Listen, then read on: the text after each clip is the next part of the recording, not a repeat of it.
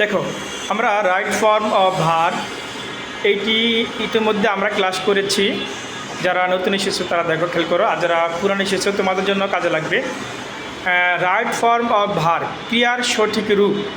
তাহলে দেখো প্রথম বাক্যটি কী লিখেছি, Rana take tea everyday or regularly.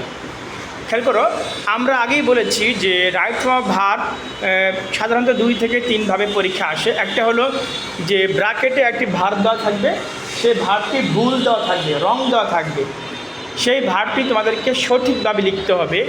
আরেকটি হলো যে একটা বক্স থাকবে, সেই বক্সের ভিতরে ভার দেওয়া থাকবে, এলোমেলো ভার দেওয়া থাকবে, 1 নম্বর। 2 নম্বর হচ্ছে রং বা সঠিক রাইট দেওয়া থাকবে না, সেখান থেকে বাছাই করে সঠিকটা বাছাই করে তারপরে যে সঠিক যে ভার সেটা তোমাদেরকে বসাতে হবে। ঠিক আছে। আরেকটা আসে প্যাসেজের মতো, প্যাসেজ আকারে এ বি সি ডি এভাবে মাঝখানে দিয়ে তারপরে আসে। যাই হোক, আমরা 3টাই শিখব আজকে। আমরা যে ব্র্যাকেটে যে শূন্যস্থান থাকে, ভার্ব থাকবে, সেটা আমরা আজকে চেঞ্জ করব। দেখো, রানার take tea everyday or regularly. Everyday or regularly, everyday থাকতে পারে অথবা রেগুলারলি থাকতে পারে, নর্মালি থাকতে পারে। এরকম যদি এভরিডে, রেগুলারলি, নর্মালি থাকে তাহলে সেটা প্রেজেন্ট ইনডিফিনিট টেন্স হয়। আর সাবজেক্ট যদি প্রেজেন্ট ইনডিফিনিট টেন্সের সাবজেক্ট যদি থার্ড পারসন সিঙ্গুলার হয় তাহলে ভার্বের সাথে এস অথবা ইএস যুক্ত হয়, ঠিক না? তাহলে দেখো বাক্যটি তাহলে প্রেজেন্ট টেন্স 1 নম্বর শর্ত চলে গেল। 2 নম্বরে আমরা দেখব যে সাবজেক্টটা কি থার্ড পারসন না, আমি তুমি আমরা বাদে পৃথিবীর সব কিছু কি থার্ড পারসন।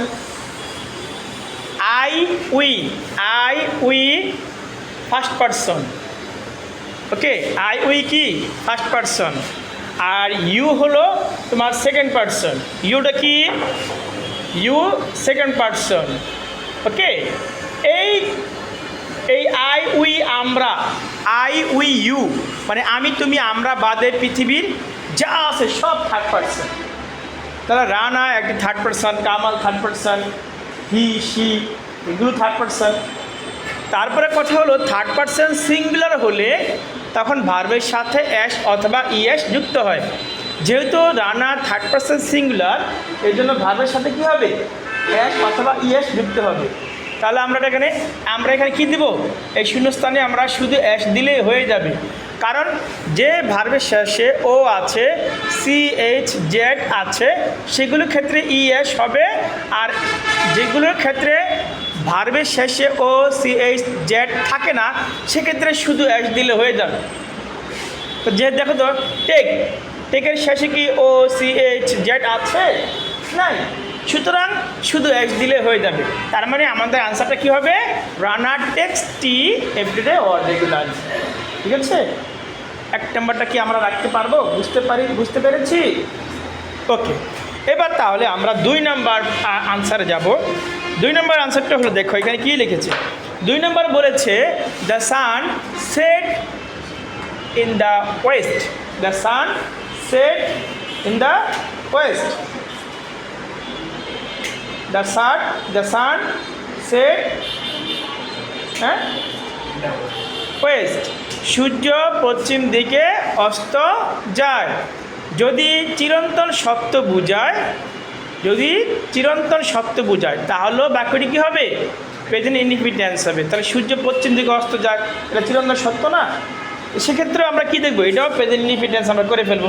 তাহলে প্রেজেন্ট ইনডিফিনিট টেন্স করলে কি, শুধু এক্স দিলে হয়ে যায়, কারণ এখানে তো নাই, লাস্টে ও জেড সিএস নাই, শুধু এক্স দিলে কী হয়ে যাবে, বাক্যটা হয়ে যাবে। তার মানে the sun sets in the west. Okay, এবার যাও নাম্বার 3। নাম্বার 1 নাম্বার 2 নাম্বার পড়লাম, এবার যাব নাম্বার 3-তে। I go to school yesterday or previous day. দেখো, যদি বাক্যের ভিতরে বাক্যে বা সেন্টেন্স যদি অতীতকালের কোনো চিহ্ন থাকে, yesterday, previous day, last day, last month, last year, last week, এরকম যদি অতীতকালের কোনো চিহ্ন থাকে, সেক্ষেত্রে আমরা বাক্যটি পাস্ট ইনডিফিনিট টেন্স করে ফেলব। কোন টেন্স করব? Past indefinite. তাহলে যেহেতু এখানে ইয়েস্টারডে বা প্রিভিয়াস ডে আছে, অথবা last month, last day, last week, last year, যাই থাকুক, অতীতকালে কোনো চিহ্ন পাইলে তাহলে সেটা আমরা কি লিখবো, পাস্ট টেন্স করব। তো গো হলো প্রেজেন্ট টেন্স, গো এর পাস্ট টেন্স হলো, গো এর পাস্ট টেন্স কি, ওয়েন্ট, গো ওয়েন্ট ডান। তাহলে গো হলো কি, গো হলো আমার প্রেজেন্ট টেন্সে আছে, ঠিক না? আর ওয়েন্ট হলো ভার্বের টু, আর গান ভার্বের থ্রি, তার মানে আমরা ভার্বের টু করব। তার মানে গো ওয়েন্ট গান, তার মানে আমরা এখানে গো আছে, আমি তখন কি করব, ওয়েন্ট দিব। I went to school yesterday or previous day. জিনিসটা বোঝা গেছে, বুঝছো? হ্যাঁ, কী হবে, ওয়েন্ট হবে। কেন? কারণ বাক্যটির ভিতরে কি আছে, অতীতকালে একটা চিহ্ন আমরা পেয়েছি, এই জন্য বাক্যটি গো না হয়ে ওয়েন্ট হবে। তোমাকে প্রশ্ন কি ছিল, গো ছিল, ঠিক না? কারণ গোটা কি প্রেজেন্ট টেন্স, আর আমাকে করতে হবে পাস্ট টেন্সে, কারণ অতীতকালে চিহ্ন আছে, এই জন্য আমি কী করবো, ওয়েন্ট দেব। ওকে, এবার যাও number 4, they play football at this moment or now. মনে রাখবা, এখানে নিয়মটা হলো যদি বাক্যের ভিতরে অ্যাট দিস মোমেন্ট থাকে অথবা নাও থাকে, তাহলে বাক্যটি প্রেজেন্ট কন্টিনিউয়াস টেন্স করতে হবে। যদি বাক্যের ভিতরে অ্যাট দিস মোমেন্ট অথবা নাও থাকে, তাহলে কী করতে হবে, বাক্যটি প্রেজেন্ট কন্টিনিউয়াস টেন্স করতে হবে। আমরা জানি প্রেজেন্ট কন্টিনিউয়াস টেন্সের সূত্র কি, subject plus am is are, subject plus am is are plus ভার্বের সাথে ING plus object plus extra. এটা হলো আমার প্রেজেন্ট কন্টিনিউয়াস টেন্সের সূত্র, subject plus am is are, am অথবা ইজ অথবা আর প্লাস ভার্বের সাথে ING plus object plus extra. যেহেতু আমাকে অ্যাট দিস মোমেন্ট আছে, নাও আছে, নাও থাকুক অথবা অ্যাট দিস মোমেন্ট থাকুক, যদি এরকম বাক্যের ভিতরে থাকে, তাহলে আমি কি করব, সেই বাক্যটা আমি প্রেজেন্ট কন্টিনিউয়াস টেন্স করে ফেলবো। তাহলে দের সঙ্গে কি বসে, দের সঙ্গে প্রেজেন্ট কন্টিনিউয়াস আর বসে, কি বসে, আর, দে আর। সাধারণত থার্ড পারসন সিঙ্গুলার সাথে ইজ, ওয়াজ, হ্যাজ সাধারণত কি বসে, সাবজেক্ট যদি থার্ড পারসন সিঙ্গুলার হয় তাহলে কি বসে, is, was, has, is, was, has.